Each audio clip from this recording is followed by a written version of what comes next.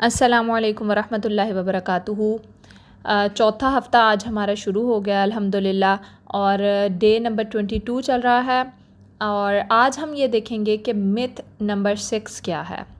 हमने बच्चों के बारे में अब तक की 5 मिथ्स पढ़ी हैं। किसी भी रिलेशन के हवाले से वो आप उसको अप्लाई कर सकते हैं, बच्चों से हट कर भी।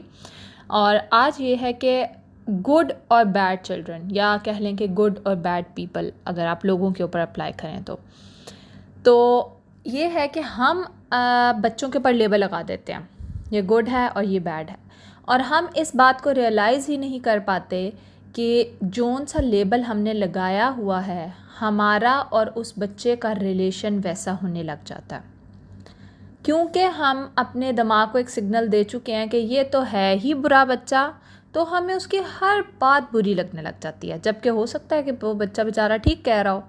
या इसी तरह हमारे नॉर्मल रिलेशंस में भी होता है कि जिसको हमने लेबल लगा दिया है, दोबारा हम उससे कभी ना तो अच्छा एक्सपेक्ट कर सकते हैं और ना कभी करने की कोशिश करते हैं।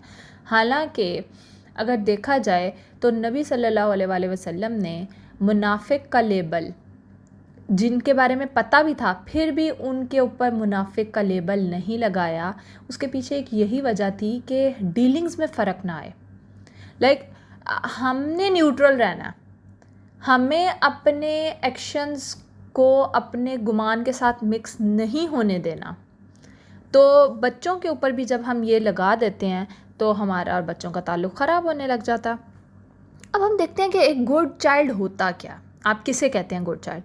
जो ओबीडियंट है, जो सारा दिन पढ़ना चाहता है, जो आपकी हर बात को बग़ैर चूँ चढ़ा के एक्सेप्ट करता है, जो आपके इशारे के मुताबिक उठता है, बैठता है, खड़ा होता है, सब कुछ करता है।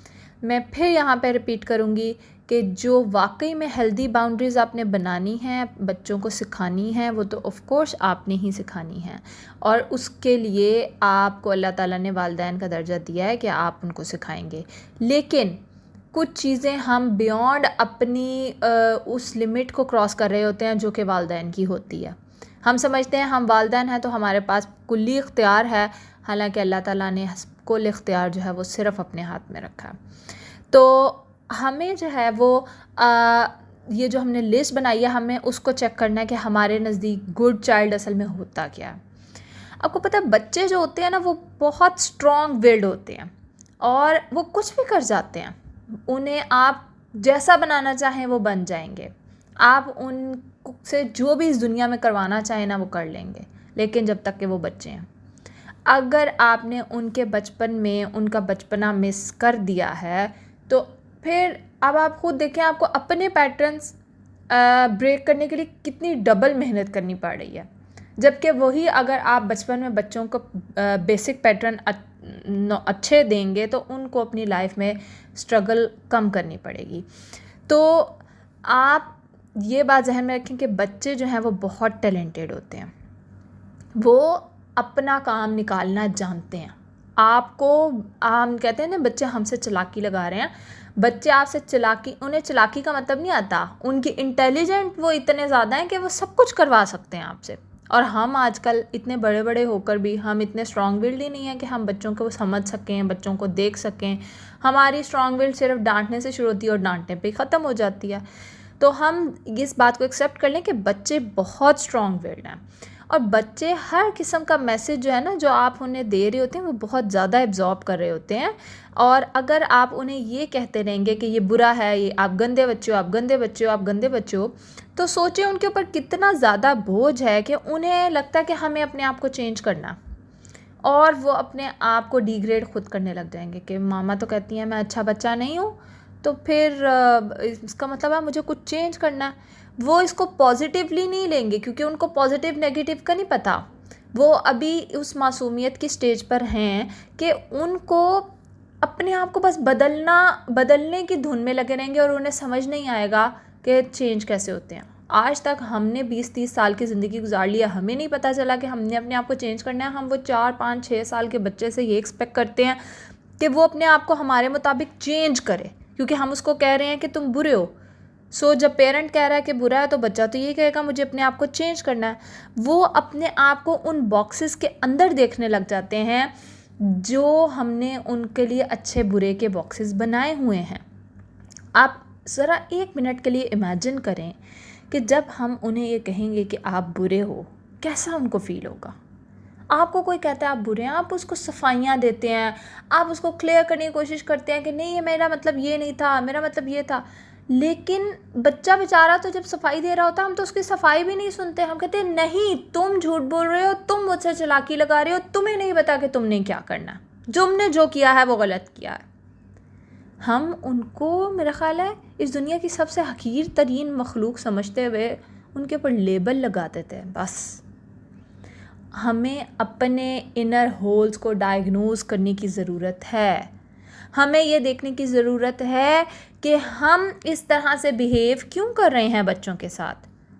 बच्चा बेचारा थक चुका है इस वक्त। हम इस बात को समझ लें कि बच्चा थक चुका है।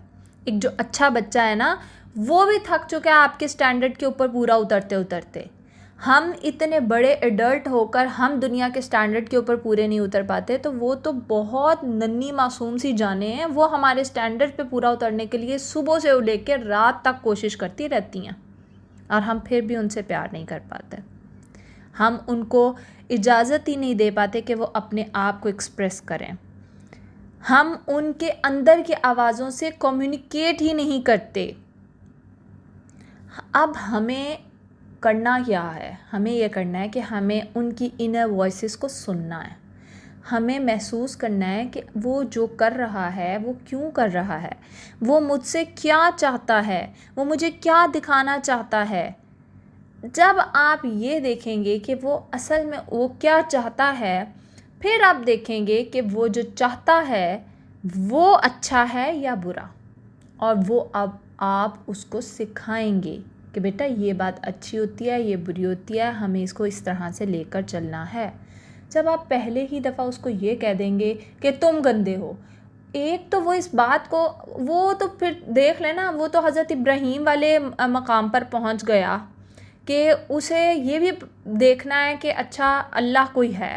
पहले उसने सोचा जी अल्लाह कोई है, हज़रत इब्राहीम ने, उन्होंने सोचा, और फिर उसके बाद वो ये भी आइडेंटिफाई करने में इन्होंने इतनी मेहनत लगाई कि अल्लाह है कौन।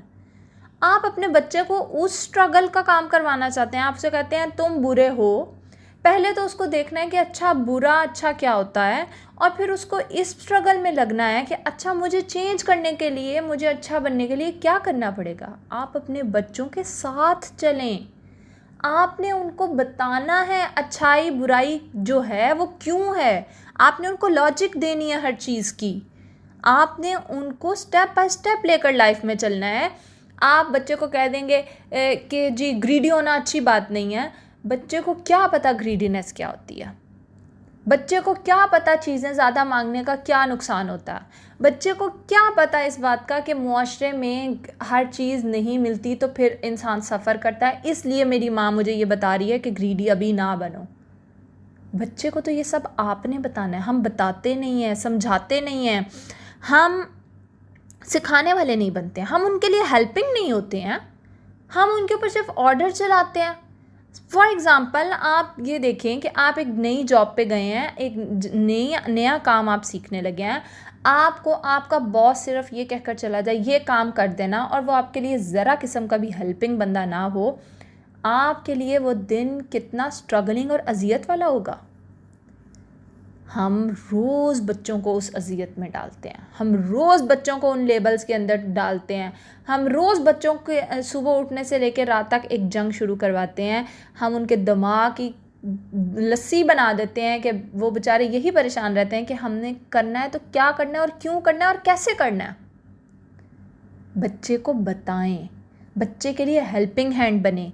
जब हम सिखाने वाले बनेंगे, हमारा उनसे तरीका बदल जाएगा, हम उनको बहुत प्यार से लेके चलने लग जाएंगे, हम उनको उनकी हर बात को समझने की कोशिश करेंगे, हम उनके हर ज़ाविये की तरफ को से आने की कोशिश करेंगे। हमें पता होगा कि ये चाहता है, इसको मैंने इस तरह करना है, इसको ऐसे टैकल करना है। सो बॉस बनना छोड़ दें, हेल्पिंग पेरेंट्स बने।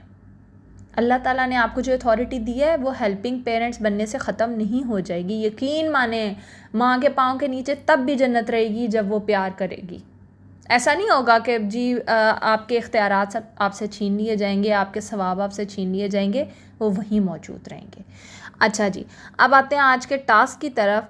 आपने ये करना है कि बच्चे को गुड और बैड के लेबल से हटकर आपने देखना है कि बच्चे को अगर आप देख रहे हैं तो अच्छा बच्चा बुरा बच्चा के अलावा आप अपने बच्चे के बारे में क्या राय रखते हैं, आप क्या उसको कह सकते हैं। ठीक है।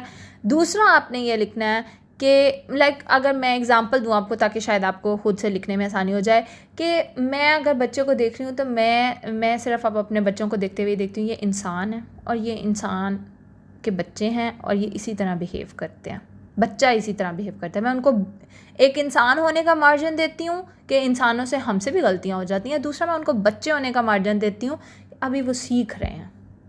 ठीक है।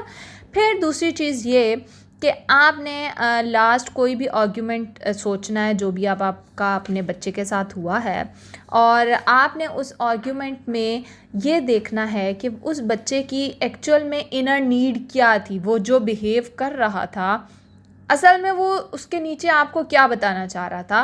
फॉर एग्ज़ाम्पल मेरा बच्चा मुझे कह रहा है कि मैंने नहीं पढ़ना, और मैं उसे कह रही हूँ क्यों नहीं पढ़ना क्यों नहीं पढ़ना। उसकी बजाय मैंने थोड़ा सा गौर किया और मैंने देखा कि अच्छा ये इसलिए कह रहा है कि मैंने नहीं पढ़ना कि इसका छोटे भाई का काम जल्दी ख़त्म हो जाता है और बड़े भाई का काम ज़रा देर से ख़त्म होता है अपनी क्लास के एतबार से, तो उसको पढ़ाई से उलझन हो रही है कि वो पहले कर लेगा और वो उठ के चला जाएगा।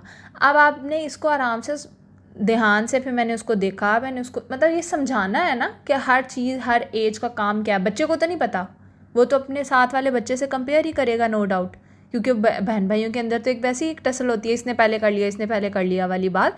तो ये मुझे समझानी है उसको। फिर उसके बाद आपने आखिरी काम जो ये करना है वो ये करना है कि आपने ये सोचना है कि जब आप छोटे होते थे तो आपको जब कोई अच्छा बच्चा या बुरा बच्चा कहता था तो आप क्या करते थे।